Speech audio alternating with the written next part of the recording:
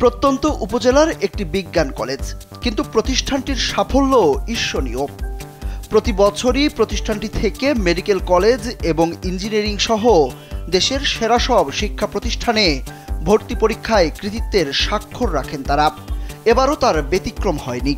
Medical ভর্তি পরীক্ষার ফলাফলে বাজিমাত করেছে এই বিজ্ঞান কলেজ।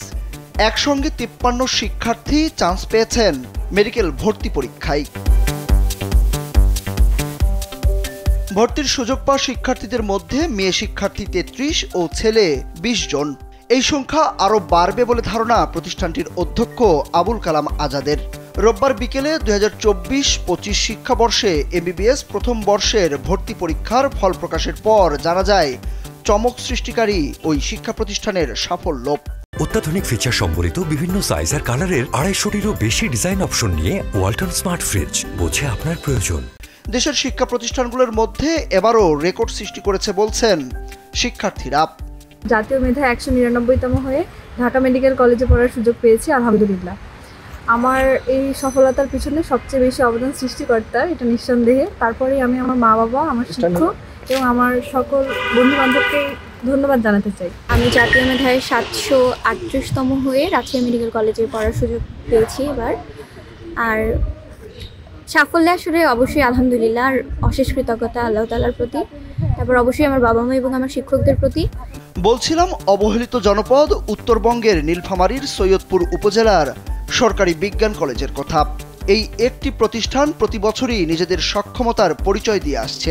ধারাবাহিকতা ধরে রাখায় প্রচণ্ড উচ্ছ্বসিত কলেজের শিক্ষক, শিক্ষার্থী এবং অভিভাবক সহ স্থানীয়রাও। প্রত্যেক বছরই আমাদের কলেজ থেকে অনেকজন চান্স পায়, তো আমরা লিস্টে দেখতাম যে অনেকজন চান্স পাইছে, গ্রুপে দেখতাম, ওটা দেখে মনে হতো যে এই লিস্টে কি আমি একসময় থাকতে পারবো কিনা। সর্বপ্রথম আমার কৃতজ্ঞতা আমার ঈশ্বরের প্রতি, তিনি আমাকে এই জীবনটা দিয়েছে, এবং তারপরেই আমার কৃতজ্ঞতা আমার মা বাবা, আমার প্রতিষ্ঠানের প্রতি, যারা আমাকে এই সাফল্যের দ্বারপ্রান্তে পৌঁছে দিতে সাহায্য করেছে।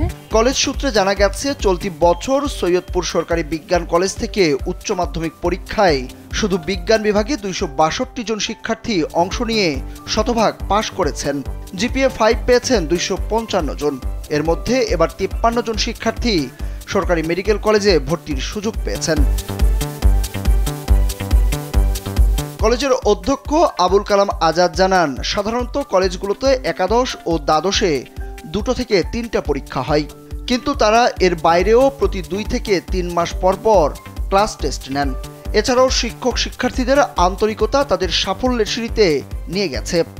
সাপ্তাহিক পরীক্ষা হয় এবং মূল্যায়ন হয় যথাযথভাবে, বিধায় সারা বছরে স্টুডেন্ট এবং শিক্ষার্থী শিক্ষক সবার মধ্যে একটা যৌথ একটা কানেক্টিভিটি থাকে, বিধায় ওরা ভালো করে, পাবলিক পরীক্ষাও ভালো করে এবং ভর্তি পরীক্ষাও প্রত্যেক বছরই ভালো করে। এবং প্রত্যেক বছরই আমাদের সকল শিক্ষার্থী বুয়েট মেডিকেল কলেজ, সরকারি মেডিকেল কলেজ, পাবলিক ইউনিভার্সিটিগুলোতে ভর্তির সুযোগ পায়।